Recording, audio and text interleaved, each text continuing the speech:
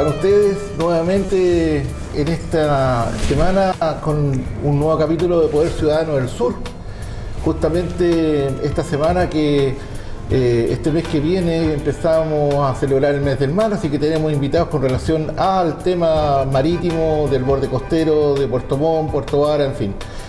También nos acompaña el sector ambientalista, una dirigente que nos viene a contar un poco, junto a Óscar Centeno, que ustedes lo conocen, el abogado ambientalista, viene a contarle un poco qué está pasando con el cierre del vertedero Lagunita, que se ha generado una relevancia importante con respecto a la cantidad de familias que están viviendo dentro de eso.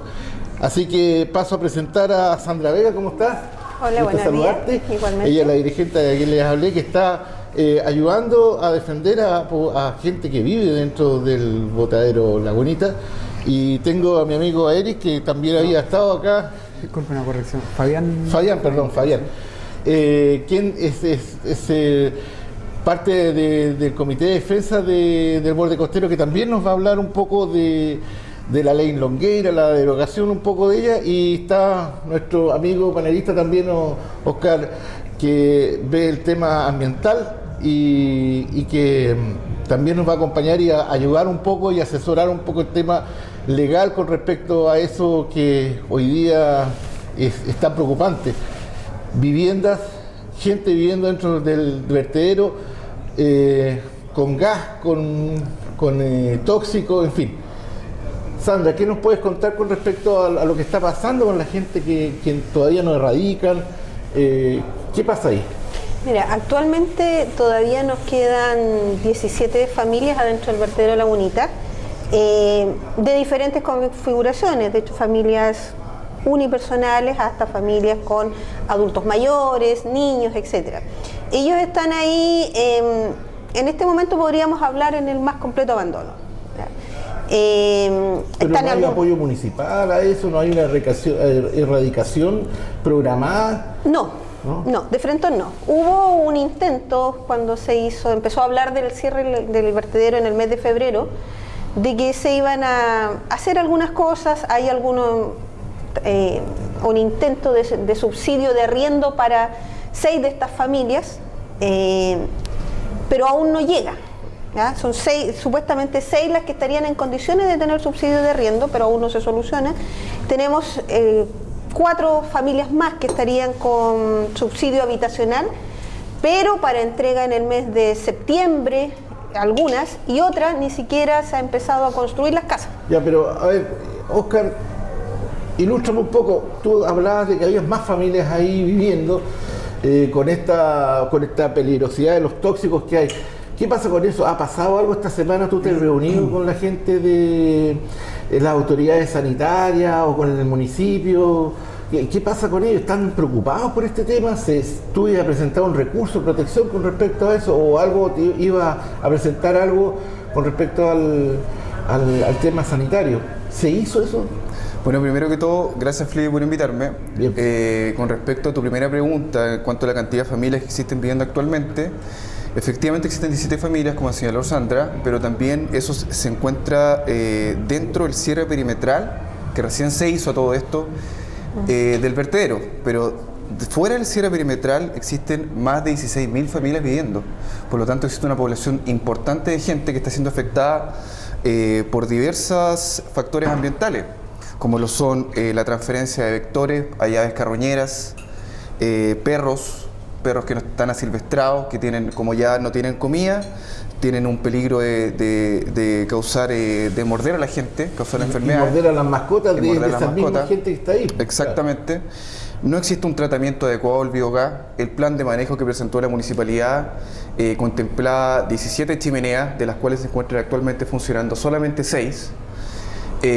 Tampoco existe impermeabilidad. Por lo tanto, la impermeabilidad me refiero a que se cubra la basura para que no haya una transferencia o una infiltración de lixiviados dentro de la tierra. O sea, hay una exudación de gases y de todo que le van a dar a estas 16.000 personas que viven alrededor de Efectivamente, de hecho hay informes, al menos 2 informes que señalan que existe contaminación de arsénico, tanto en las aguas subterráneas como en las aguas superficiales, infringiendo diferentes decretos supremos como son el decreto supremo 90, el decreto supremo 46 y el decreto supremo 148.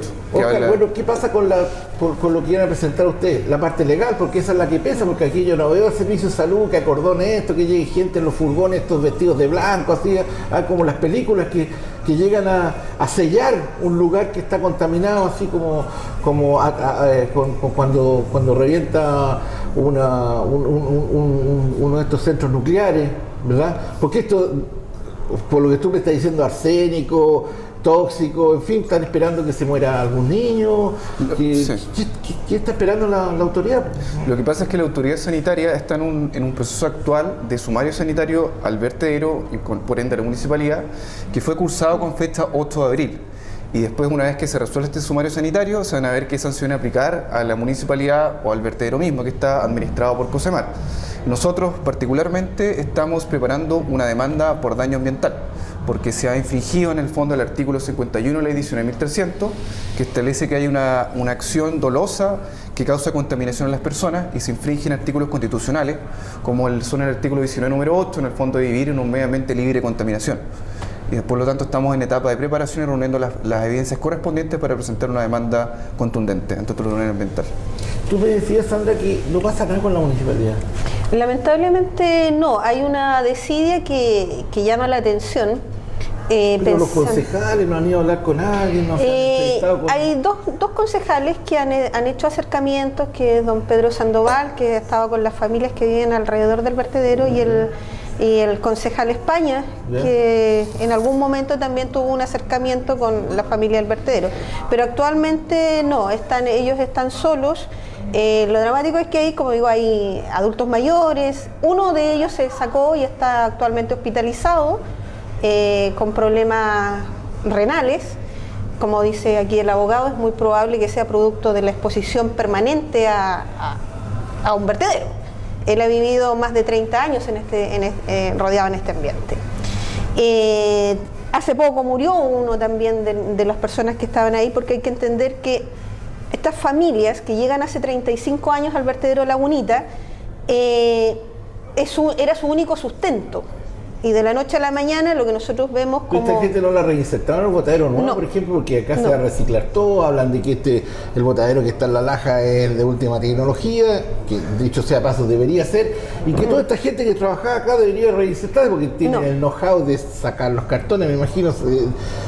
Nosotros incluso en conversaciones con la Dirección de Aseo y Ornato, se les presentó un proyecto de reinserción laboral para estas personas que consistía en hacer una distribución de las personas que efectivamente manejan el tema del reciclaje, eso debería ser, claro, mejor que nosotros mismos, y pues tenemos una fuerza de trabajo ahí que hay que aprovecharla. Entonces se proponía entregar carritos y que ellos pudieran hacer el reciclaje antes, porque no, al relleno de La Laja no ingresa nadie, no hay contacto con la basura. Claro, pero ellos podrían hacer lo que se hace en Ñuñoa, provincia de Santiago, que andan recolectores, sacan todo el cartón, sacan todo el plástico. Pero no tuvimos respuesta al tema. De hecho, dejaron de contestar los teléfonos, dejaron de contestar los correos. Ya en un principio se les llevó, por ejemplo, canastas de alimentos.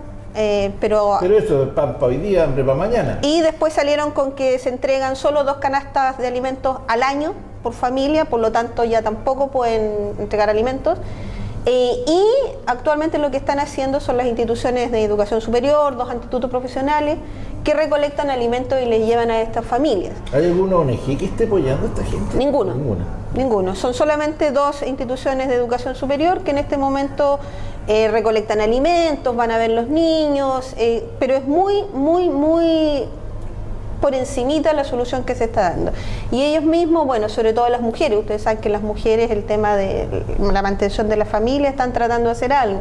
Algunas de ellas van a la feria, están vendiendo cosas, juntan ropa y están yendo los fines de semana a la feria o durante la semana mientras los niños van al colegio. Por mientras que le llegan estas 2 canastas al año, o sea, comen 2 veces al año.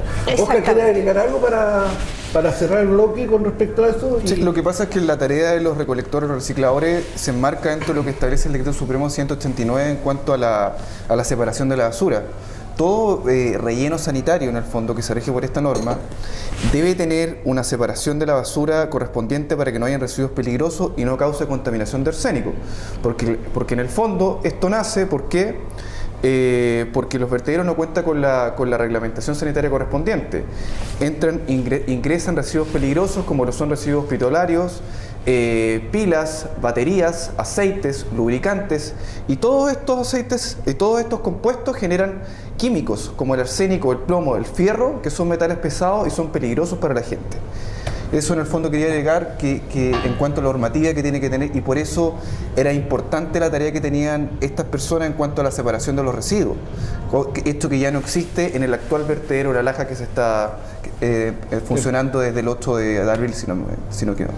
Bien, pues así está, amigos míos, el tema con el tema medioambiental. Vamos a pasar a hablar en el segundo bloque de lo que te compete a ti, qué se está haciendo con el tema en el mes de marzo que viene, qué programación viene con tu gente. Vamos a hablar un poco también de la ley Longueira, que quieren derogar a nivel de todo Chile, tengo entendido. Sí. Vamos a ir a una pausa, amigos.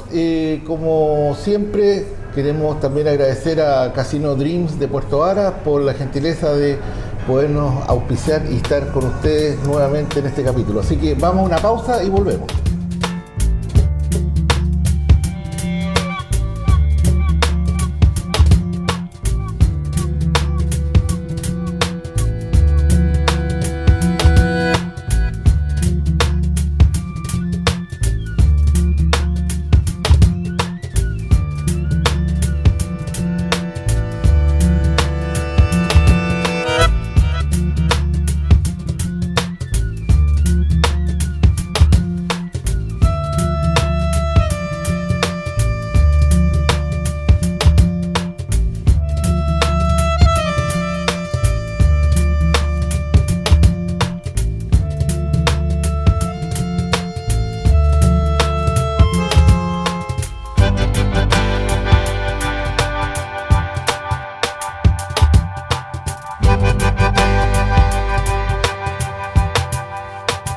Bueno, continuamos con el segundo bloque de Poder Ciudadano del Sur, temas ambientales, los que más nos preocupan, y ahora con Fabián Teca, que dicho sea paso me contaba fuera de cámara que también fue buzo, o eres buzo también, fuera de ser del comité, ¿verdad?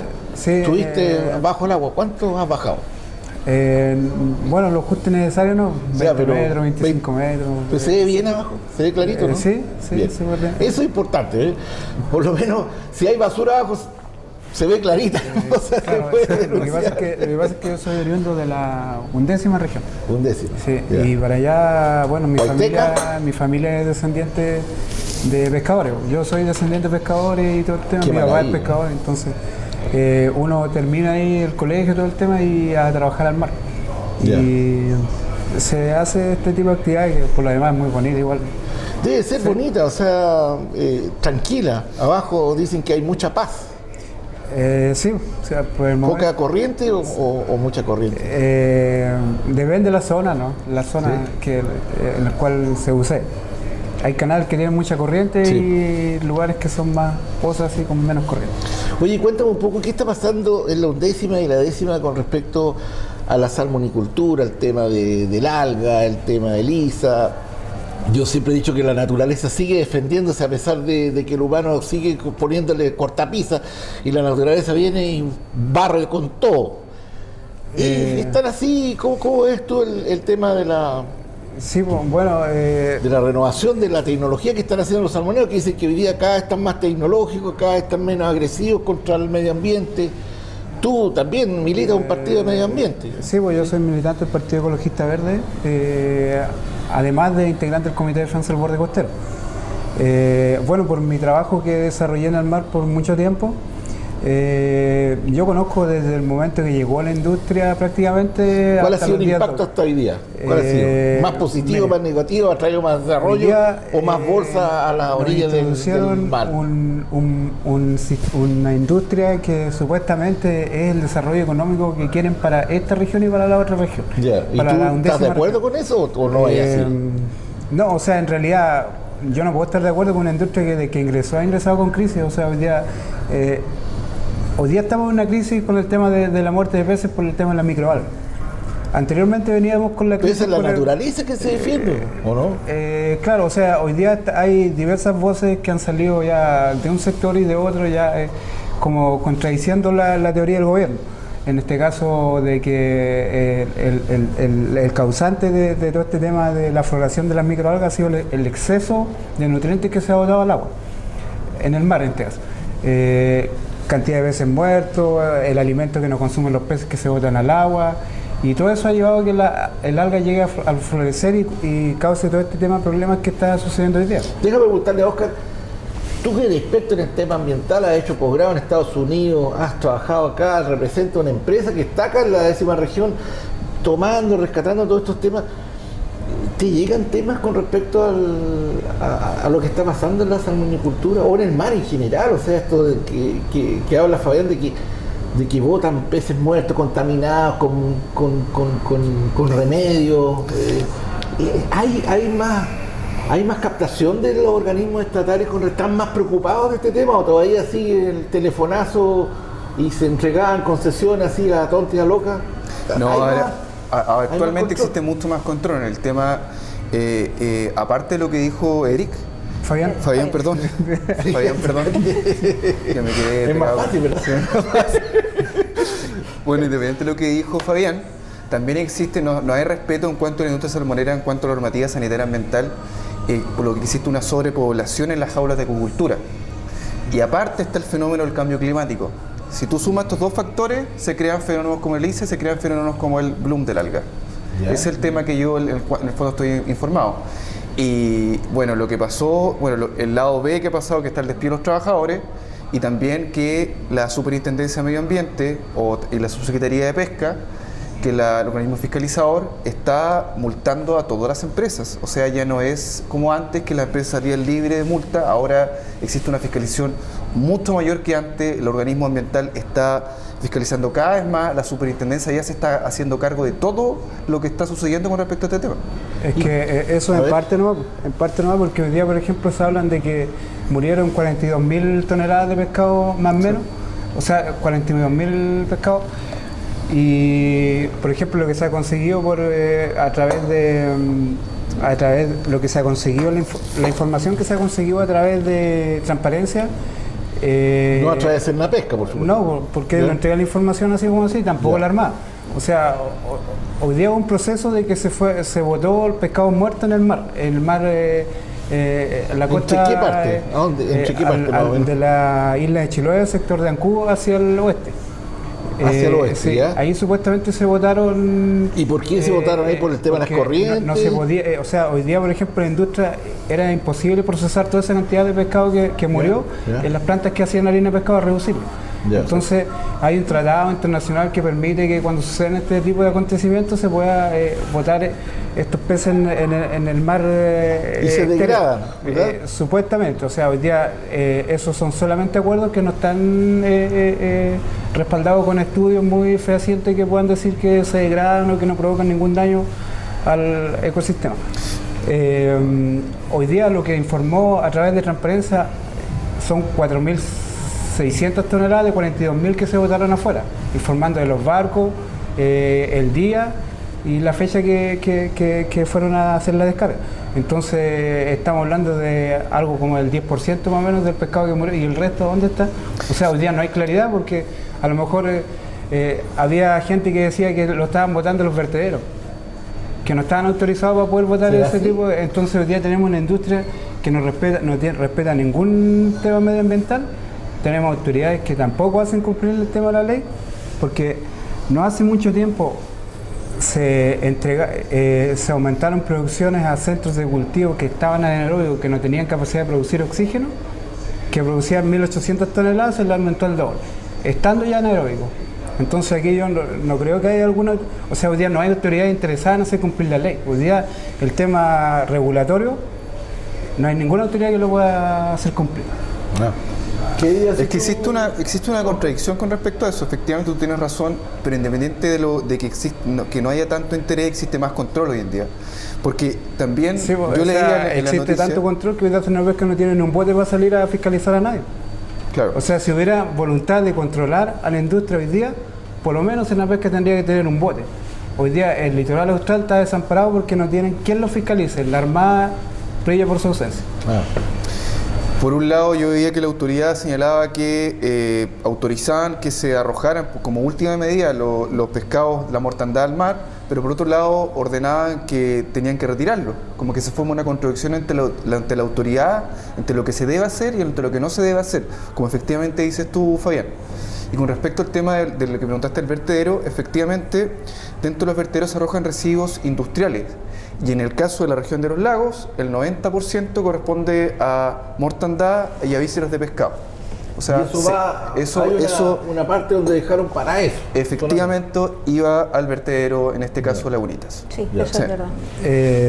Sí, o sea, en ese caso... Yo quiero llevarte... tenemos el tema medioambiental, pero también tenemos el tema laboral, la gente que está trabajando ahí. Hoy día, por ejemplo, tenemos una industria que vivió en crisis, tenemos la crisis del virus Visa del año 2007-2008. Prácticamente la región quedó... La gente quedó botada prácticamente. En Chiloé fue algo que pegó muy fuerte, acá en Puerto Montt igual. Pero y hoy día estamos volviendo a lo mismo. Hoy día tenemos una industria que nos da garantías. Pero tú crees que vamos a la reconversión, por ejemplo, que he escuchado a mucha gente de Chiloé diciendo que ya se están yendo nuevamente al campo, están sembrando sus cositas, lo que hacían antes, y que eso tiene un valor agregado también porque ya no... Mucha gente sigue en el tema de salmonicultor, pero hay otra gente que ya como que no es factible estar en el... Es que lo que pasa es que aquí se habla, por ejemplo, si yo le digo que la industria está acá en la región 30 años, entonces yo le estoy hablando prácticamente de una generación que ya se creció trabajando en la industria. O sea, hoy día hay jóvenes que ya no saben prácticamente hacer nada más que trabajar matando pescado, trabajando ahí en este tipo de trabajo. Entonces, hoy día es muy difícil reconvertir. El daño que se produjo ahí fue mayor al que se piensa en este caso, porque hizo un cambio cultural de fondo prácticamente. Hoy día la gente que está en el campo son los adultos mayores que siempre han estado ahí. Sí, pero están legando un poco a las nuevas generaciones, porque también las nuevas generaciones a lo mejor quieren cambiar. Acuérdate del tema, el fenómeno que pasó en las minas de Lota, que por muchos años se extracó carbón hasta que se cerraron y tuvieron que reinsertar a esa gente. Sí. Bueno, yo creo que acá va a pasar lo mismo de alguna forma hasta que en el fondo se regule un poco la misma naturaleza, va a ir regulando, porque el salmón a lo mejor es probable que como no es de acá, ¿ya? El salmón del Atlántico lo dice el nombre, es del Atlántico, no es de acá, se insertó a través de las universidades. Dicho sea de paso, aquí en Camino Ensenada llegó la primera piscicultura ahí a hacer los experimentos.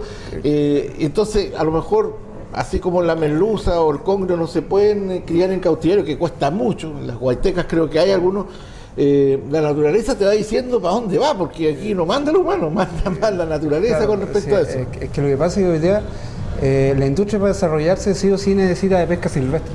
Sí, hoy día necesitamos que se sobreexplote el mar para poder cultivar salmón. 1 kilo de salmón lo hacemos con 5 kilos de pescado silvestre. Entonces, en ese sentido no se ve un horizonte muy promisorio con el tema del cultivo de salmón hoy día. Y por ejemplo, tenemos actores, usted me mencionó de las minas de Lota, hoy día hay actores que se repiten en este tema. Por ejemplo, el señor Felipe Sandoval, hoy día presidente de Salmón Chile. Él mismo fue el que en ese tiempo fue a cerrar las minas de Lota, o sea, él tiene experiencia ya encerrando industrias que claro, pero no es culpa de que el sector haya muerto por razones comerciales, en fin.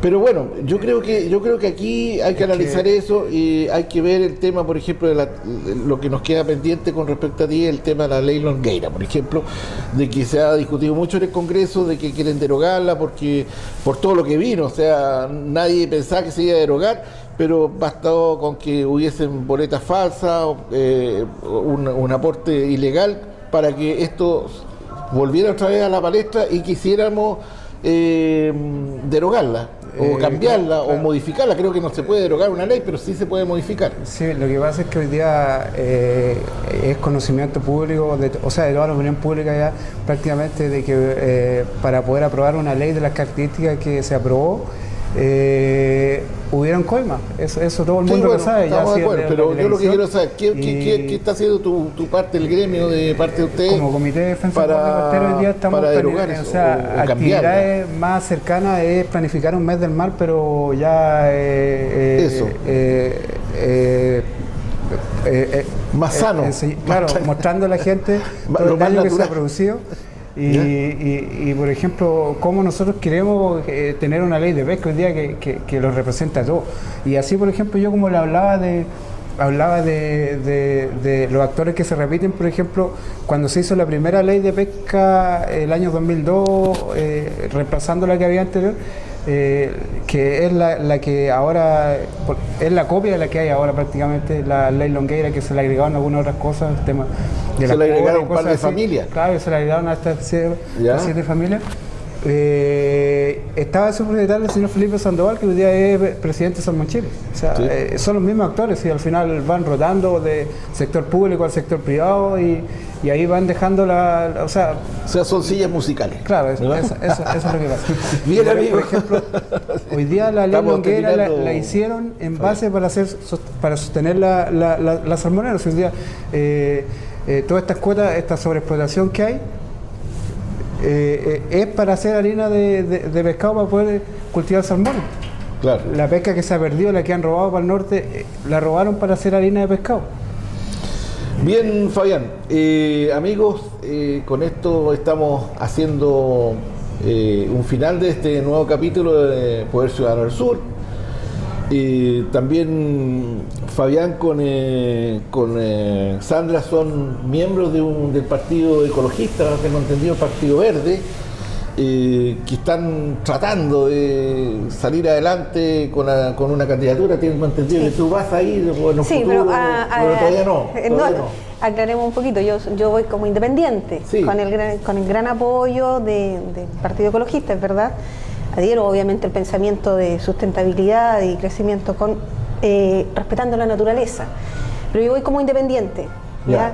Bien, creo que bueno.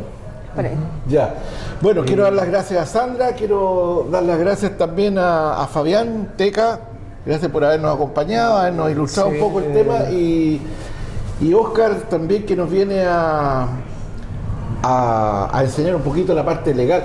¿Tienes algo que decir al final con respecto a lo que hablamos del tema ambiental? ¿Cómo ves caminando ese tema? Con respecto al tema del vertedero, bueno, en el fondo hacer un llamado a las autoridades que se pronuncien y cumplan con la normativa ambiental y sanitaria, que hay gente que está en peligro actualmente, que quizás no se manifiesta ahora el tema del arsénico, pero se va a manifestar en 10 años más, y ahí se van a buscar responsables. Por lo tanto, eso, hacer un simple llamado a que se cumpla con la ley ambiental y sanitaria.